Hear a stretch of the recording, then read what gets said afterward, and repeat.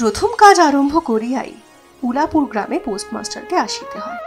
গ্রামটি অতি সামান্য, নিকটে একটি নীল কুঠি আছে। তাই কুঠির সাহেব অনেক জোগাড় করিয়া এই নূতন পোস্ট অফিস স্থাপন করিয়াছে। আমাদের পোস্টমাস্টার কলিকাতার ছেলে। জলের মাছকে ডাঙায় তুলিলে যেরকম হয়, এই গণ্ডগ্রামের মধ্যে আসিয়া পোস্টমাস্টারেরও সেই দশা উপস্থিত হইয়াছে।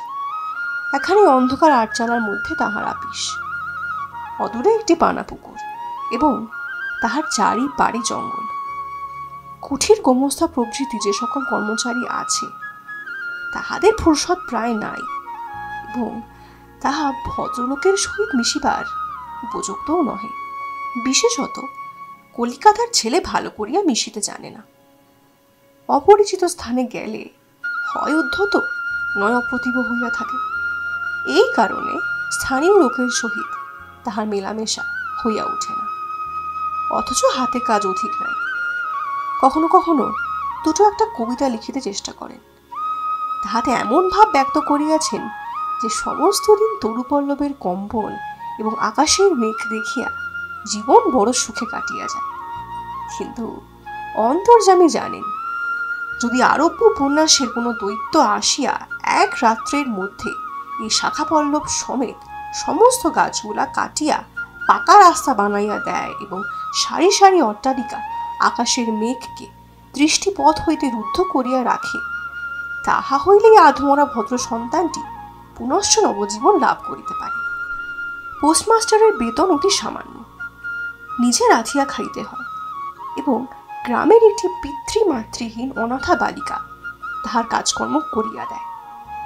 চারিটি চারিটি খাইতে পায়। মেয়েটির নাম রতন, বয়স 12 কি 13। বিবাহের বিশেষ সম্ভাবনা দেখা যায় না।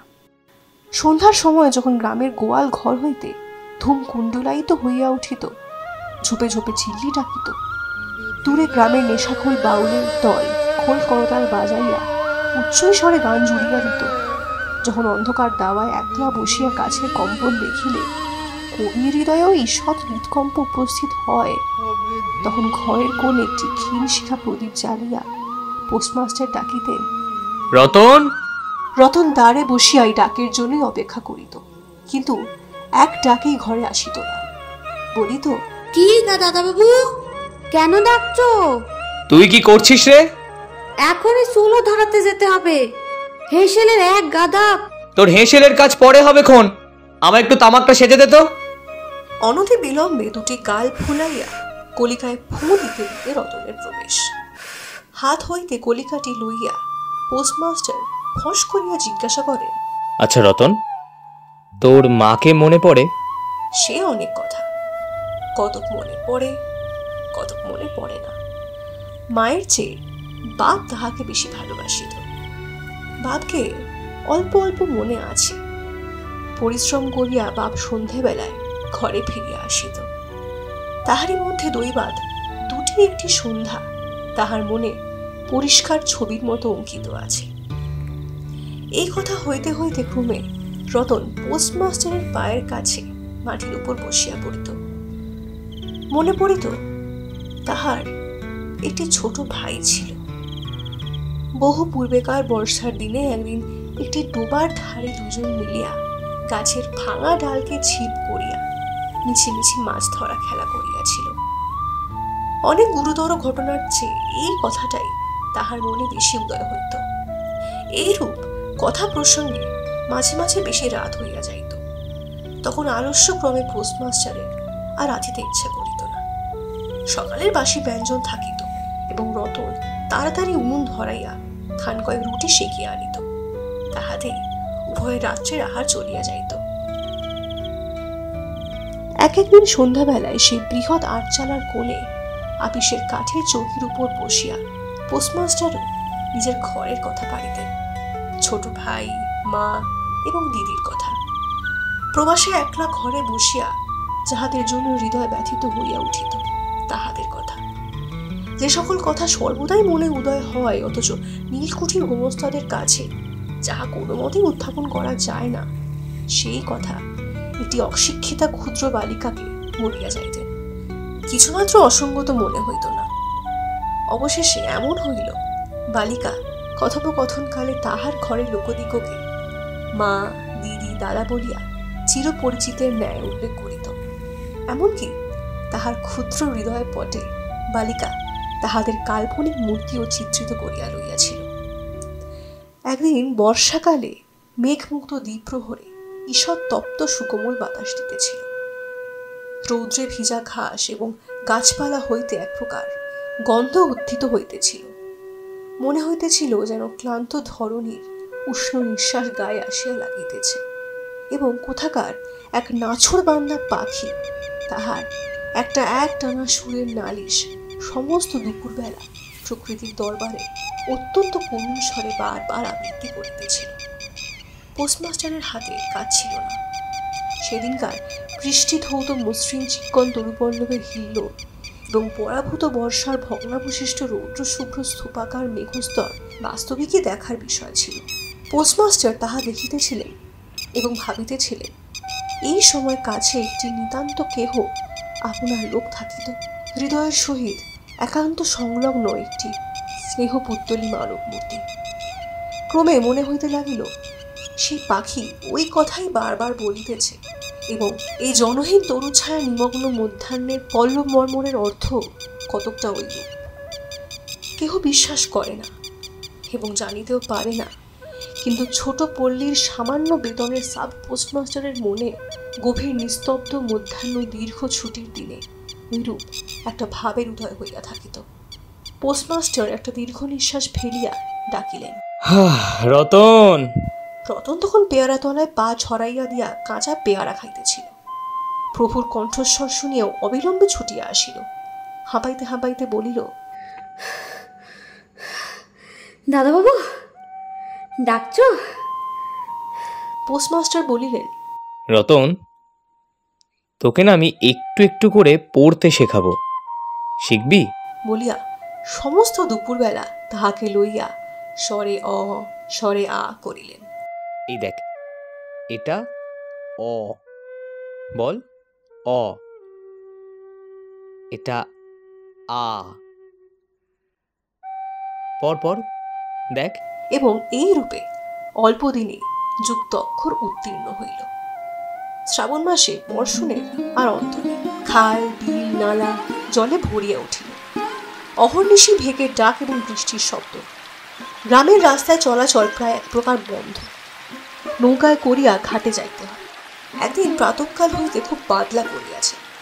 পোস্টমাস্টারের ছাত্রীটি অনেকক্ষণ দ্বারের কাছে অপেক্ষা করিয়া বসিয়াছিল, কিন্তু অন্য দিনের মতো যথাসাধ্য নিয়মিত ডাক শুনিতে না পাইয়া আপনি খুঙ্গি পুঁথি লইয়া ধীরে ধীরে ঘরের মধ্যে প্রবেশ করিল। দেখিল পোস্টমাস্টার তাহার খাটিয়ার উপর শুইয়া আছে। বিশ্রাম করিতেছেন মনে করিয়া অতি নিঃশব্দে পুনশ্চ ঘর হইতে বাহিরে যাইবার উপক্রম করিল। সহসা শুনিল, রতন। তাড়াতাড়ি ফিরিয়া গিয়া বলিল, হ্যাঁ দাদাবাবু, ঘুমোচ্ছিলে? পোস্টমাস্টার কাতর স্বরে বলিলে, শরীরটা ভালো বোধ হচ্ছে না রে, দেখ তো একটু কপালে হাত দি দেখ তো। এই নিতান্ত নিঃসঙ্গ প্রবাসে ঘন বর্ষা রোগ কাতর শরীরে একটুখানি সেবা পাইতে ইচ্ছে করে। তপ্ত ললাটের উপর শাখা পড়া কোমল হস্তের স্পর্শ মনে পড়ে। এই ঘোর প্রবাসে রোগ যন্ত্রণার স্নেহময়ী নারী রূপে জননী ও দিদি পাশে বসিয়া আছেন এই কথা মনে করতে ইচ্ছে করে এবং এ স্থলে প্রবাসীর মনের অভিলাষ ব্যর্থ হইল না। বালিকা রতন আর বালিকা রতন সেই মুহূর্তে সে জননীর পরোধিকার করিয়া বসিল। পৈত্যটাকে আনিল, যথাসময় বটিকা খাওয়াইল, সারা রাত্রি শিয়রে জাগল, আপনি পথ্য রাঁধি আনল এবং শতবার করিয়া জিজ্ঞাসা করিল, হ্যাঁ গো দাদাবাবু, একটুখানি ভালো বোধ হচ্ছে কি? বহুদিন পরে পোস্টমাস্টার ক্ষীণ শরীরে রোগশয্যা ত্যাগ করিয়া উঠিলেন। মনে স্থির করিলেন, আর নয়, এখান হইতে কোনো মতে বদলি হইতে হইবে। স্থানীয় অস্বাস্থ্যের কথা উল্লেখ করিয়া তৎক্ষণাৎ কলিকাতায় কর্তৃপক্ষের নিকট বদলি হইবার জন্য দরখাস্ত করিলেন। রোগ সেবা হইতে নিষ্কৃতি পাইয়া রতন দ্বারের বাহিরে আবার তার স্বস্থান অধিকার করিল। কিন্তু পূর্ববৎ আর তাহার ডাক পড়ে না। মাঝে মাঝে উঁকি মারিয়া দেখে পোস্টমাস্টার অত্যন্ত অন্যমনস্ক ভাবে চৌকিতে বসিয়া অথবা খাটিয়ায় শুইয়া আছেন। রতন যখন আহ্বান প্রত্যাশা করিয়া বসিয়া আছে, তিনি তখন অধীর চিত্তে তাহার দরখাস্তের উত্তর প্রতীক্ষা করিতেছেন। বালিকা দ্বারের বাহিরে বসিয়া সহস্রবার করিয়া তাহার পুরানো পড়া পড়িল, পাছে যেদিন সহসা ডাক পড়িবে সেদিন তাহার যুক্ত অক্ষর সমস্ত গোলমাল হইয়া যায়, এই তাহার একটি আশঙ্কা ছিল। অবশেষে সপ্তাহ খানিক পর একদিন সন্ধ্যাবেলায় ডাক পড়িল। উদ্বেলিত হৃদয় রতন গৃহের মধ্যে প্রবেশ করিয়া বলিল, দাদাবাবু, আমাকে ডাকছিলে? পোস্টমাস্টার বলিলেন, রতন, আমি কালই যাচ্ছি, বুঝলি? কোথায় যাচ্ছ দাদাবাবু? বাড়ি যাচ্ছি। আবার কবে আসবে? আর আসবো না। রতন আর কোনো কথা জিজ্ঞাসা করিল না। পোস্টমাস্টার আপনি তাহাকে বলিলেন, তিনি বদলির জন্য দরখাস্ত করিয়াছিলেন, দরখাস্ত না মঞ্জুর হইয়াছে, তাই তিনি কাজে জবাব দিয়া বাড়ি যাচ্ছেন। অনেকক্ষণ আর কেহ কোনো কথা কহিল না। মিটমিট করিয়া প্রদীপ জ্বলিতে লাগিল এবং এক স্থানে ঘরের জীর্ণ চাল ভেদ করিয়া একটি মাটির সরার উপর টপ টপ করিয়া জল পড়তে লাগিল। কিছুক্ষণ পরে রতন আস্তে আস্তে উঠিয়া রান্নাঘরে রুটি করতে গেল। অন্য দিনের মতো তেমন চটপট হইল না। বোধ করি মধ্যে মধ্যে মাথায় অনেক ভাবনা উদয় হইয়াছিল। পোস্টমাস্টারের আহার সমাপ্ত হইলে পর বালিকা তাহাকে জিজ্ঞাসা করিল, দাদাবাবু, আমাকে তোমাদের বাড়ি নিয়ে যাবে? পোস্টমাস্টার হাসিয়া বলিলেন, সে কি করে হবে? ব্যাপারটা যে কি কি কারণে অসম্ভব তাহা বালিকাকে বুঝানো আবশ্যক বোধ করিলেন না। সমস্ত রাত্রি স্বপ্নে এবং জাগরণে বালিকার কানে পোস্টমাস্টারের হাস্যধ্বনির কণ্ঠস্বর বাজিতে লাগিল। ভোরে উঠিয়া পোস্টমাস্টার দেখিলেন তাহার স্নানের জল ঠিক আছে। কলিকাতার অভ্যাস অনুসারে তিনি তোলা জলে স্নান করতেন। কখন তিনি যাত্রা করিবেন সে কথা বালিকা কি কারণে জিজ্ঞাসা করিতে পারে নাই। পাছে প্রাতঃকালে আবশ্যক হয়, এই জন্য রতন তত রাত্রে নদী হইতে তাহার স্নানের জল তুলিয়া আনিয়াছিল।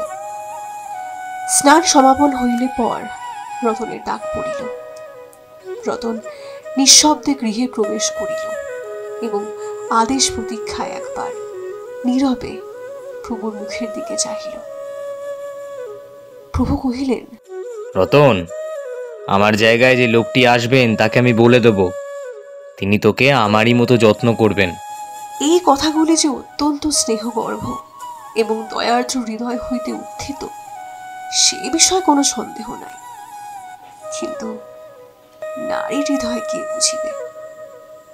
রতন অনেকদিন প্রভুর অনেক তিরস্কার নীরবে সহ্য করিয়াছে, কিন্তু এই নরম কথা সে সহিতে পারিল না। একেবারে উচ্ছ্বসিত হৃদয় কাঁদিয়া উঠিয়া কহিল, না না না, তোমায় কাউকে কিচ্ছু বলতে হবে না, কিচ্ছু না, আমি থাকতে চাইনি, আমি। পোস্টমাস্টার রতনের এই রূপ ব্যবহার কখনো দেখেন নাই, তাই অবাক হইয়া রহিলেন। নূতন পোস্টমাস্টার আসিল, তাহাকে সমস্ত চার্জ বুঝাইয়া দিয়া পুরাতন পোস্টমাস্টার গমনোন্মুখ হইলেন।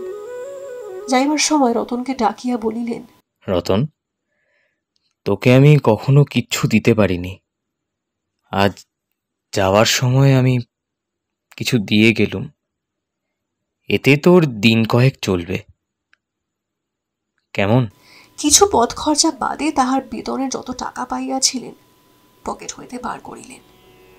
তখন রতন ধুলায় পড়িয়া তাহার পা জড়াইয়া ধরিয়া কহিল, দাদাবাবু, দাদাবাবু, তোমার দুটি পায়ে পড়ি, দাদাবাবু, তোমার দুটি পায়ে পড়ি, আমাকে কিচ্ছু দিতে হবে না, কিচ্ছু না, তোমার দুটি পায়ে পড়ি দাদাবাবু, আমার জন্য কাউকে কিচ্ছু ভাবতে হবে না, কিচ্ছু না, কিচ্ছু না,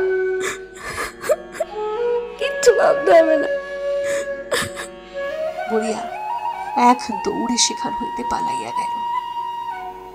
ভূতপূর্ব পোস্টমাস্টার নিঃশ্বাস ফেলিয়া হাতে কার্পেটের ব্যাগ ঝুলাইয়া কাঁধে ছাতা লইয়া মুটের মাথায় নীল ও শ্বেতরেখায় চিত্রিত টিনের প্যাটরা তুলিয়া ধীরে ধীরে নৌকাভিমুখে চলিলেন। যখন নৌকায় উঠিলেন এবং নৌকা ছাড়িয়া দিল, বর্ষা বিস্ফারিত নদী ধরণীর উচ্ছ্বলিত অশ্রুরাশির মতো চারিদিকে ছলছল করিতে লাগিল, তখন হৃদয়ের মধ্যে অত্যন্ত একটা বেদনা অনুভব করতে লাগলেন। একটি সামান্য গ্রাম্য বালিকার করুণ মুখচ্ছবি যেন এক বিশ্বব্যাপী বৃহৎ অব্যক্ত মর্মব্যথা প্রকাশ করিতে লাগিল। একবার নিতান্ত ইচ্ছা হইল ফিরিয়া যাই, জগতের ক্রম বিচ্যুত সে অনাথিনীকে সঙ্গে করিয়া লইয়া আসি। কিন্তু তখন পালে বাতাস পাইয়াছে, বর্ষার স্রোত খরতর বেগে পড়িতেছে, গ্রাম অতিক্রম করিয়া নদীকূলের শ্মশান দেখা দিয়াছে এবং নদী প্রবাহে ভাসমান পথিকের উদাস হৃদয় এই তত্ত্বের উদয় হইল। জীবনে এমন কত বিচ্ছেদ, কত মৃত্যু আছে, ফিরিয়া ফল কি পৃথিবীতে? কিন্তু রতনের মনে কোনো তত্ত্বের উদয় হইল না। সেই পোস্ট অফিস গৃহের চারিদিকে কেবল অশ্রুজলে ভাসিয়ে ঘুরিয়া ঘুরিয়া বেড়াইতেছিল। বোধ করি তাহার মনে ক্ষীণ আশা জাগিতেছিল, পোস্টমাস্টার যদি ফিরিয়া আসে, সেই বন্ধনে পড়িয়া কিছুতেই দূরে যেতে পারিতেছিল না। হায় বুদ্ধিমান হৃদয়, ভ্রান্তি কিছুতেই খোঁজে না। যুক্তিশাস্ত্রের বিধান বহু বিলম্বে মাথায় প্রবেশ করে। প্রবল প্রমাণকেও অবিশ্বাস করিয়া মিথ্যা আশাকে দুই বাহু পাশে বাঁধিয়া বুকের ভিতরে প্রাণপণে জড়াইয়া ধরা যায়। অবশেষে একদিন সমস্ত নাড়ি কাটিয়া হৃদয়ের রক্ত শুষিয়া সে পলায়ন করে। তখন চেতনা হয় এবং দ্বিতীয় ভ্রান্তিবাসে পড়িবার জন্য চিত্ত ব্যাকুল হইয়া ওঠে। ও কি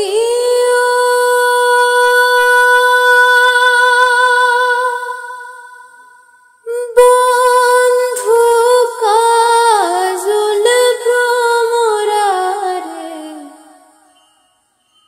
কোন